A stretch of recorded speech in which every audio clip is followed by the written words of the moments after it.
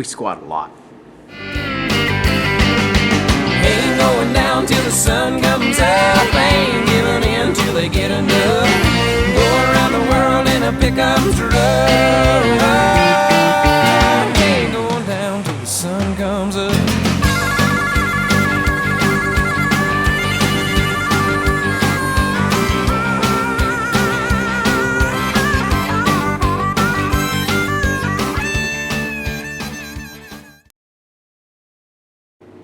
What I want to do now is focus on the actual posture of someone being in a squat. You've seen a couple of clips already. You'll see a little bit more instruction here in a second. What we're going to do is, like I say, highlight that snapshot of what happens, what's going on when somebody is in a squat that's proper, that has mechanics, that is taking care of the joints that are in play. And what we have up on the whiteboard, we've got a very rudimentary and outstanding rendition of a stick figure that we have the head, we've got the spine, we've got the pelvic girdle, the knee is highlighted. That is not an inflamed knee, it's just highlighted the joint. And then we've got the femur, the tibia, lower leg, and then the feet. We also have a y-axis and an x-axis here.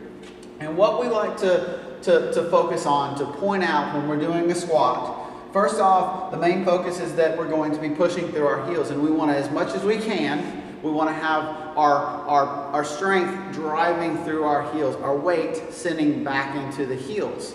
Now, where this person is sitting in the squat, you'll notice that if this is their frontal plane, which is the frontal plane is what dissects me from the side, it's the front to the back. If you cut me in half, that frontal plane right here, they've really sent their hip girdle back.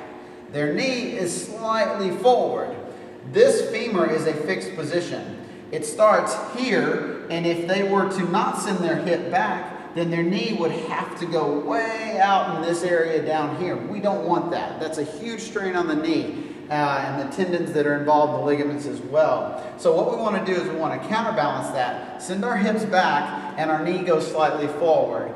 And in the spine, you'll notice that the curvature of the spine, we have the thoracic spine curve, we have the lumbar spine curve in this area right here.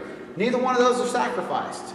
This is not flattened out, nor is this into an extreme kyphotic position, meaning bent over forward. This is not rounded and allowed to tuck and have that roundedness and giving way at the bottom of the squat. Those are all indicators that an instructor can point out, and I will be pointing out in later videos as well. But for the time being, what we want to focus on is that we've got this y-axis. I'm on both sides of it. I can't just be on one side of it. Now this vertical axis, this horizontal axis that we have right here, this x-axis, what I'm looking at is a lot of squatting for seemingly over time has evolved into the point of, if I just get to parallel, and the parallel notice would be if my hamstrings, which are way down here on this guy, if they were up at that x-axis. Meaning that if my hamstrings, which are here, are at the x-axis, then this guy is probably up here. And in relation to the knee, that's not healthy to come down to and then start back. Our ideal is to actually take this pelvic girdle, the hip crease, below this x-axis. Now I exaggerated how low it has to go, but just to make the point, this is definitely clearly below the x-axis. That's how far we want to go. This gives you the opportunity to tap into the strength of the glutes, the hams, and use the torque of the hip to move yourself back up there, minimizing the strain on the knee. We want to minimize strain at any joint. We have our spine taken care of. That's obviously the most important. Check. We've got our knee taken care of. We've got that going on. Check. Anything else? We want neutral spine up in the neck. We don't want to be craning forward or flexing down. All of those things in place, you've got a good squat. So she's starting about yay far away from the wall, hands up, and she descends, pulling herself down. All the mechanics of the squat are in place. Heel concentration, knees go in the direction of the toes, hips go back. And she's doing it again. see how close she's getting to the wall. She scoots up a little bit after a successful squat, and she's good. Coming back up. You can see the depth that she goes to. Very good. And you see the fight that she's having to do. And here you can see how she's getting closer and closer with each rep. Good. Very good. Very good. That's close. Like that. Normal squat. Now, things to notice that she's in a squat. The angle of her torso upright like that. She's not going to be flatter than that, and if so, then that's going to designate certain issues with hip flexors or hamstring tension. Go ahead and stand back up.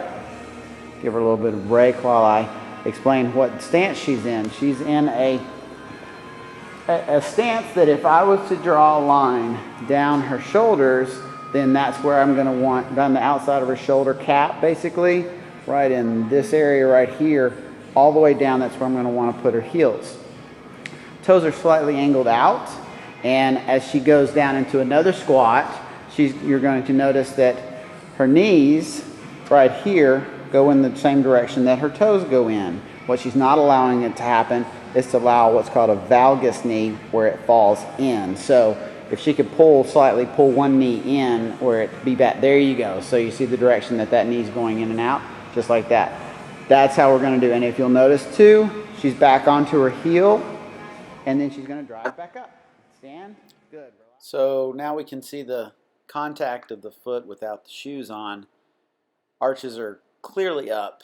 No pressure of the foot falling in. Toes are actually wiggling. It's very good contact. And down. Okay, so she's going to go ahead and get into a squat again, and you'll see the end result. Now you see how far displaced she is from there, and if she stands up, you'll see it evolve back into the frontal plane. Down. Just like that. Here we've got a perfect example of a back squat. We've got good technique, all that we've explained previously.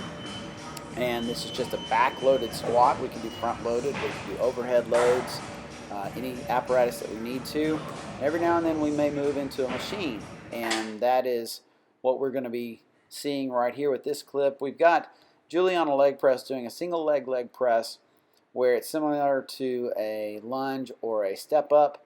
And what I'm about to do is I'm going to give her a cue to make a correction ever so slightly, and it's hardly even noticeable with the naked eye, that you're going to you're going to see a knee pressing over the big toe, and here in a second I'm going to direct her to push over the outside of her foot, outside right there. So now she's pushing towards the outside. That's going to lift that arch up off the ground a little bit, off the base, and put her knee in a much healthier position.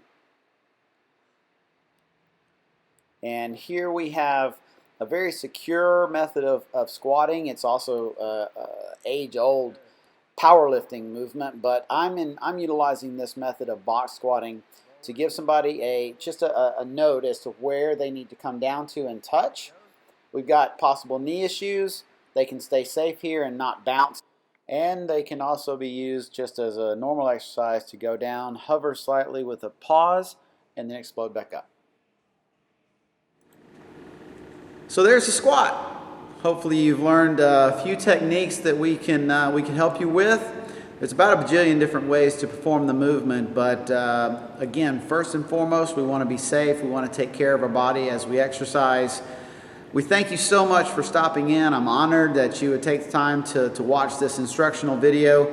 And if you need any questions answered, anything of that nature that I can help you with, I'll certainly give it my best.